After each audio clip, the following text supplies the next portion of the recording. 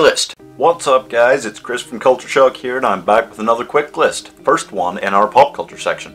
Fun. Today we are talking about DC. DC have some problems, sure, especially in films, but there's one place where they are probably, definitely beating Marvel, and that's cable TV. Marvel have Agents of S.H.I.E.L.D. and stuff, they had Agent Carter at one stage, there was Inhumans, but DC are definitely winning there with Arrow and Flash and Legends of Tomorrow and Supergirl. They had Constantine for a while. So much going on and it's incredible.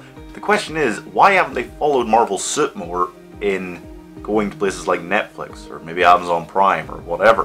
TV is just headed that direction right now it seems, and you gotta keep up, DC. So I'm going to help you out today. Today we're going to be talking about DC characters who should get their own Netflix series. Number 1, Constantine.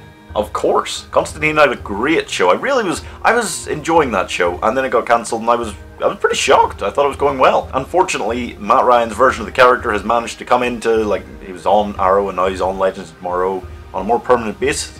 But I just feel like there's so much potential to explore all of these magical, demonic sides of the DC universe with him. You get the budget on Netflix for doing those kind of more magical, bigger special effects moments, and just Matt Ryan is so good as the character, it'd be great to see him back on his own show. Coming in at number 2 is Red Hood. The Jason Todd Red Hood, evil kind of anti-hero guy, but I want Red Hood and the Outlaws. Now, there's been various comic series with that name, and I really like the version where they had Jason Todd leading the team with Roy Harper, who was seen on Arrow, and Starfire, who we have not seen anywhere. They all come together and they kind of build this team, and it's got some weird dynamics in it that I just really enjoyed reading, and it was unfortunate it got cut after not too many issues, but it was a great series, and I think that as a Netflix show could be really intriguing. You could add another couple of characters in there. It would kind of feel like Teen Titans, but a darker version, more anti-hero kind of thing. And I know they're doing the Titans series, or supposedly, but this would be different. This would be really cool to see. I think Jason Todd as a character is intriguing, so I think that they should probably give that a go. Coming in at number 3 is Jonah Hex. This is a weirder one. We had a film, and God, and Josh Brolin, God, Megan Fox, oh dear. Remember when Megan Fox was a thing? God damn, that was a long time ago.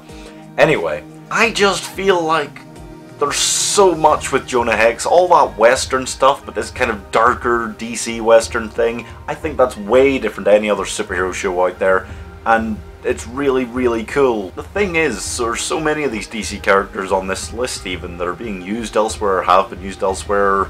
Films and TV are taking up so many of them that you've really got to start asking yourself, what's Jonah Hex doing? And I know he's been in Legends of Tomorrow a few times, but he's not really going anywhere there. And this is such a big opportunity. You could really do a lot with him as a character. There's so many other characters around that. The kind of formation of Gotham City was the whole thing when he was around. Imagine that, that'd be awesome. Number 2 is Booster Gold and Blue Beetle. I know these two were tapped for a film at one stage, but that doesn't seem to be going anywhere. I love the idea of it being Nathan Fillion and Alan Tudyk taking on the characters, but they're probably not going to. But that doesn't matter, because we've never really...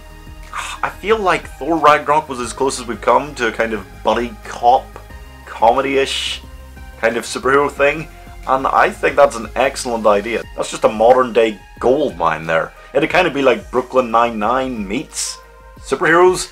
I can't imagine a way that this wouldn't work. I mean, sure, they're slightly less well-known characters, but the comics fans are going to love it because it's them, and normal people are going to love it because it's just going to be hilarious, I think. Those two characters bouncing off each other in the comics are always so funny. There's so much to this. They've just do it.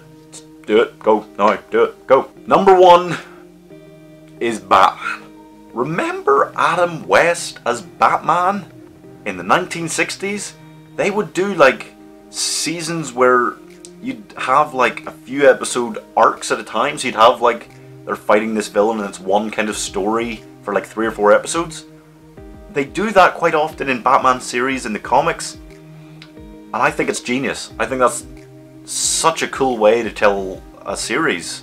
I would love to see something like that happen on Netflix, but a more serious version than the Adam West show. You get proper stories with a proper Batman who wants to be there, not Ben Affleck, and you'd get so many great actors wanting to come in, I think, to play all of these villains, and you'd get to showcase all the villains and the whole Batman family. There's so much to it. Batman's universe essentially is as big as the rest of the DC Comics universe on its own. It doesn't even need to have an origin. It can just start with him already as Batman for a couple of years. It would just be so cool.